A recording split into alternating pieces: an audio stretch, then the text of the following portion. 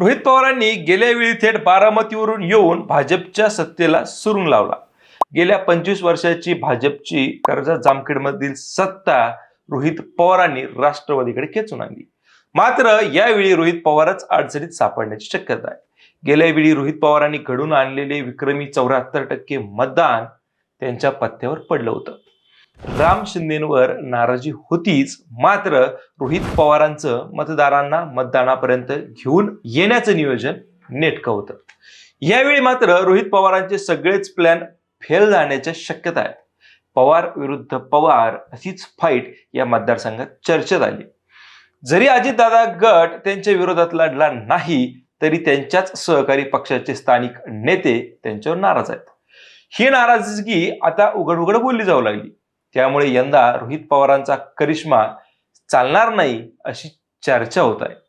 आता ते पराभूत का होतील हेच आपण या व्हिडिओतून पाहू। नमस्कार, मी विजय गोबरे आणि आपण पाहत आहात अहमदनगर लाईव्ह 24। मित्रांनो, मागील वेळी रोहित पवारांनी भाजपची 25 वर्षांची सत्ता उलथून टाकली। गेल्या वेळी रोहित पवारांना कर्जत जामखेडकरांनी 1,35,824 मतं दिली, तर राम शिंदेंना 92,477 मतावर समाधान मानावं लागलं। रोहित पवारांनी तब्बल 43,347 मतांनी मंत्री असलेल्या राम शिंदेंचा पराभव केला। या मतदारसंघात जातीपातीची समीकरणं महत्वाची ठरतात। रोहित पवार हे मराठा, तर राम शिंदे हे धनगर समाजाचे नेते। रोहित पवारांनी गेल्या वेळी एकास एक मराठा कार्ड वापरून या मतदारसंघात विजय मिळवला होता। या मतदारसंघात मराठा समाज सुमारे 33% आहे। कर्जत तालुक्यात मराठा समाजासोबत माळी व धनगर समाज जास्त आहे। जामखेड तालुक्यात मराठा समाजापाठोपाठ वंजारी समाजाचं प्राबल्य आहे। याच जातीच्या समीकरणाची मोठ रोहित पवारांनी बांधली होती। यावेळी भाजप व त्यांचे मित्रपक्ष ताकही फुंकून पिणार आहेत। शिवाय राष्ट्रवादीत फाटाफूट झाल्यानंतर रोहित पवारांनी आक्रमक होत अजितदादांवर तोफ डागली आहे। त्याचा बदला घेण्यासाठी अजितदादा गटही उत्सुक आहे। रोहित पवारांना त्यांच्याच मतदारसंघात पराभूत करण्याची रणनीती स्वतः अजितदादांनी आखल्याची चर्चा आहे। आता रोहितदादा या मतदारसंघात का पराभूत होऊ शकतात, तर त्याची काही कारणं आहेत ती आपण या ठिकाणी बघू। पहिलं कारण म्हणजे अजितदादांचा असलेला राग।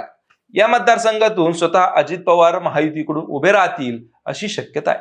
त्याचं कारण कर्जतमध्ये असलेला अजितदादांचा पूर्वीपासूनचा संपर्क। कर्जत तालुक्यातील अजित पवारांचा अंबालिका साखर कारखाना आहे। हा कारखाना गेल्या 10-15 वर्षांपासून अजितदादा सक्षमपणे सांभाळतात। एवढंच नाही, तर हा जिल्ह्यातील सर्वात जास्त गाळप करणारा खाजगी कारखाना ठरला आहे। भीमा व उजनी पट्ट्यातील हजारो शेतकरी या कारखान्याच्या माध्यमातून अजितदादांशी जोडले गेले आहेत। हा कारखाना म्हणजे कर्जत सारख्या दुष्काळी तालुक्याची कामधेनू आहे असं म्हटलं तरी वावगं ठरू नये। विशेष म्हणजे सत्तेत असताना किंवा नसतानाही अजितदादांनी या कारखान्याच्या माध्यमातून शेतकऱ्यांचे हितसंबंध कायम जोपासलेत।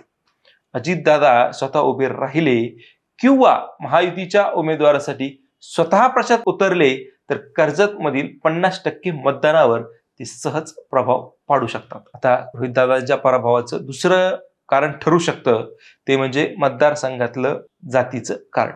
कर्जत जामखेड मतदारसंघात गेल्या वेळी मराठा विरुद्ध ओबीसी अशी लढत झाली। त्यात मराठा कार्ड रोहित पवारांनी हाताशी धरलं। शिवाय माळी, धनगर, वंजारी या मतांचं व्यवस्थित ध्रुवीकरण देखील केलं। त्याचा फायदा त्यांना मिळाला। आता रोहित पवारांविरोधात अजित पवार, पार्थ पवार, अंबादास पिसाळ, राजेंद्र गुंड किंवा थेट प्रवीण घुले अशी नावे घेतली जात आहेत। राम शिंदे अजून 4 वर्ष विधान परिषदेचे आमदार असल्याने भाजप त्यांना संधी देईल असं दिसत नाही। त्यामुळे यंदाची रोहित पवारांविरोधातली सगळी नावं पाहिली तर त्यांचं मराठा कार्ड यावेळी निष्प्रभ ठरेल असं वाटतंय। शिवाय या मतदारसंघातली वंजारी, माळी, धनगर या समाजाची जी काही मतं आहेत ती परंपरागत महायुतीकडे असल्याचा इतिहास आहे। त्यामुळे रोहित पवारांना ही निवडणूक जरा जड जाईल असं दिसतंय।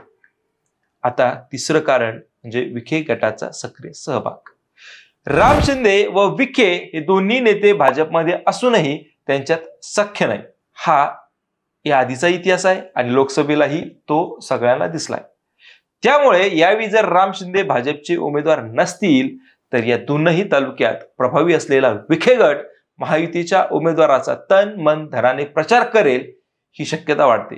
नुकत्याच झालेल्या लोकसभा निवडणुकीत या तालुक्यात सुजय विखेंनी 95,835 मतं मिळवली होती.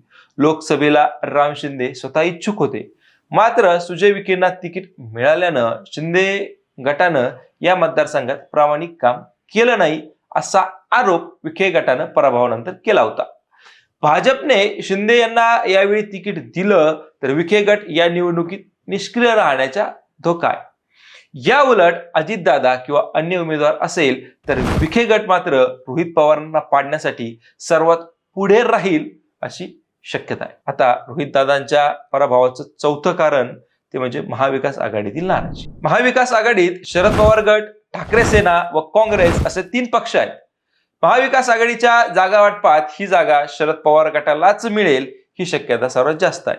मात्र रोहित पवारांनी बारामतीतील निवडणूक लढवून ही जागा आम्हाला सोडावी अशी मागणी या मतदारसंघातील काँग्रेस व ठाकरे गटाने केली आहे. विशेष म्हणजे रोहित पवारांना विरोध करण्यासाठी काँग्रेस व ठाकरे गटाच्या नेत्यांनी पत्रकार परिषदाही घेतल्यात. यंदा महाविकास आघाडीतून हा मतदारसंघ आपल्याला मिळावा यासाठी काँग्रेस आणि शिवसेना ठाकरे गटाचे पदाधिकारी आणि कार्यकर्ते बैठका घेत आहेत. या दोनही पक्षांकडून मतदारसंघावर दावा केला जात असल्यानं रोहित पवारांच्या मतदारसंघात ऐनवेळी बंडाचं निशाण फडकू शकतं असाही एक अंदाज आहे. असं जर झालं तर रोहित पवारांना ही निवडणूक अडचणीची ठरण्याची शक्यता आहे. मित्रांनो, आता या सगळ्या शक्यता पाहिल्यावर रोहित पवारांचा पराभव होईल का? तुम्हाला काय वाटतं हे आम्हाला कमेंट करून नक्कीच कळवा. व्हिडिओ आवडला असेल तर चॅनलला सबस्क्राईब, व्हिडिओला लाईक करायला विसरू नका. पुन्हा भेटूयात नवीन विषयावर. तोपर्यंत धन्यवाद.